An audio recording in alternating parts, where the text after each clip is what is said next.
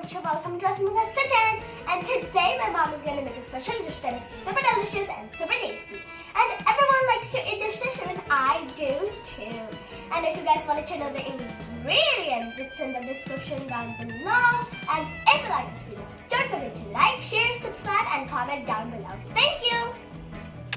आज आमे बनैबा रज उपलक्षे ओडिशा फेमस चाउल जंता पोड़ पिठा। मु आगुरु क्षीर नड़िया पोड़ पिठा और बिरी चाउल पोड़ पिठार रेसिपी अपलोड कर सारी। जदि आपण माने मिस कर देछंती किंबा एपर्यंत देखि नाहंती तेबे मु डिस्क्रिप्शन बॉक्स रे एही दुईटी पोड़ पिठार लिंक दे देछि, आपण माने सेठी मध्ये चेक करि परिबे। जे आमे बनैबा चाउल जंता पोड़ पिठा। एही चाउल जंता पोड़ पिठा बनिया पई आवश्यक सामग्री गुड़िक हैला। एठी मु 1 कप चाउल को 6-7 घंटा पर्यंत पानी रे भिजेई कि रखितली।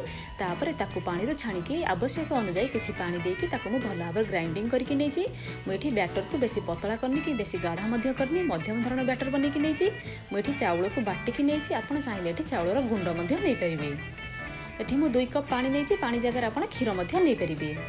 ये मु हाफ कप गुड़ नहीं, गुड़ जगह आप चीनी नहीं पारे। मिठा आपणकर टेस्ट अनुसार आप कम बेसी करें।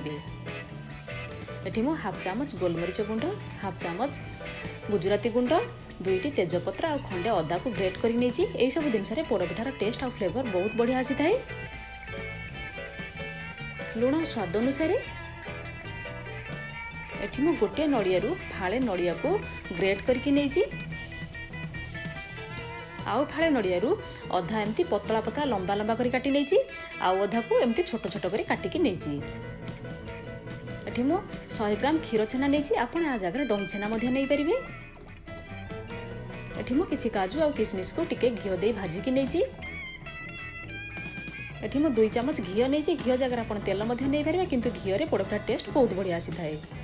एबे फास्ट आमे गोटे पैन रे 2 ग्लास पानी को ऐड करदबा। पानी को एबे फुटिया पई छाड़ देबा। गैस रो फ्लेम को एठी आपण मीडियम रखिबे। किछि समय परे पानी एठी भल भाबरे फुटी गेलानी। एबे एथिरे आमे गुड़ को ऐड करदबा।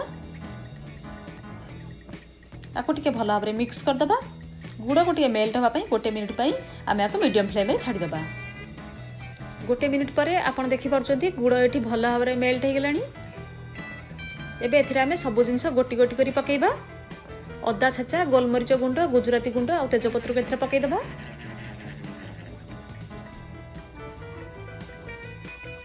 एबे एथिरे आमे काजू और किशमिश को ऐड करबा। एबे एथिरे आमे छेना को पकेइ देबा।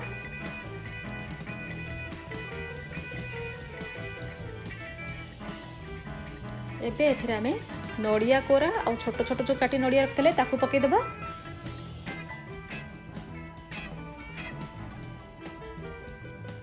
बाकी ए नड़िया को आमे परे यूज करबा। आपको साइड कर देबा। एबे एथिरे आमे लुण स्वाद अनुसार पकेइबा।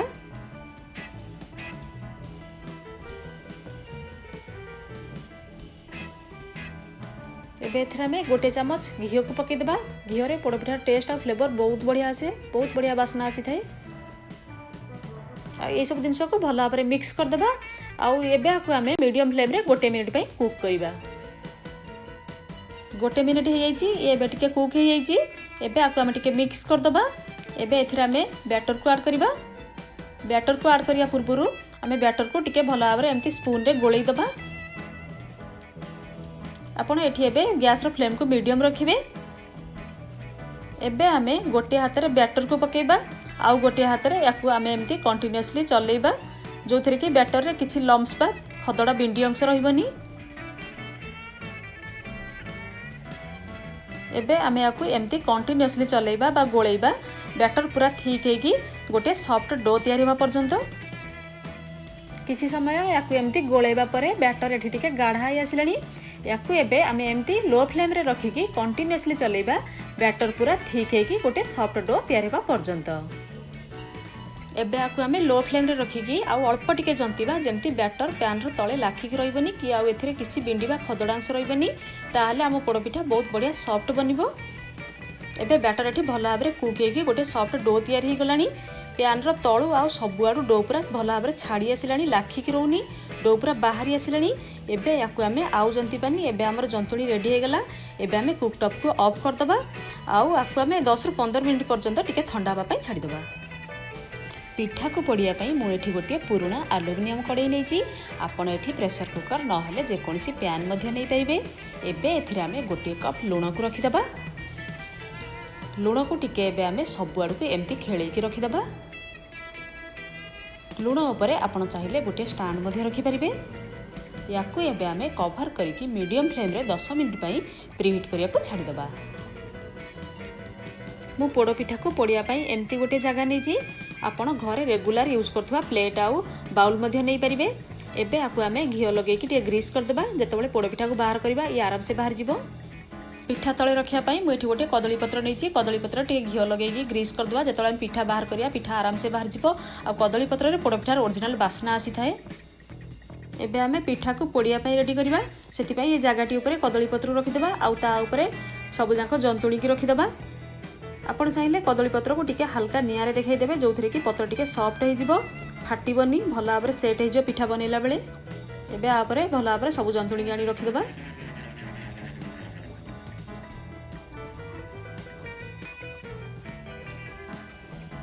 हाथ में टिके टिके घी लगेगी या भल भाव में प्रेस करके पूरा टाइट करके सेट करदेबा जो थी कि जंतुणी लेवल पूरा इक्वाल बा समान हो आउ ये भल भाव में बेक हो। एबे एथिरे आमे नड़िया आउ टिके काजू देकी डेकोरेट करबा जो थी कि पोड़ पिठा बहुत सुंदर देखा जिवो आउ खाइला बेले आर टेस्ट बहुत बढ़िया आसीबो। आकु टिके एमती सजै दबा। आपण एही सेम प्रोसेस रे ओभेन मध्ये ए पिठा को बनै परिबे। आकु एबे सजै देले ये केते सुंदर देखाउची आपण देखि पारले। एबे आकु आमे हाथ रे टिके भला परे एमती प्रेस कर दबा जो थी कि ए सेट हे कि भला भाव रहि जिवो। ये एबे रेडी हेला। आकु एबे आमे पोड़िया पई नबा। एबे आमे पिठा को बेक करबा। एठी आमे कवर को काट देबा। कढ़ई को आगुर आमे गरम करके रखिचे। एबे आकु केयरफुली एथे रखि देबा पोड़ पिठा को। आकु एबे आमे कवर कर देबा। आकु फास्ट आमे मीडियम फ्लेम रे 10 मिनिट पई बेक करबा। आउ तापरे लो फ्लेम रे रखि कि 40 रु 50 मिनिट पई बेक करिया को छाडी देबा। आउ मझी रे आकु तर चेक करबा। गोटे घंटा ऊपर हे गेलानी। एबे आमे पोड़ पिठा को चेक करबा। एबे आमे कवर को बाहर कर देबा। वाओ आपण देखि परछन ये केते सुंदर देखाउची।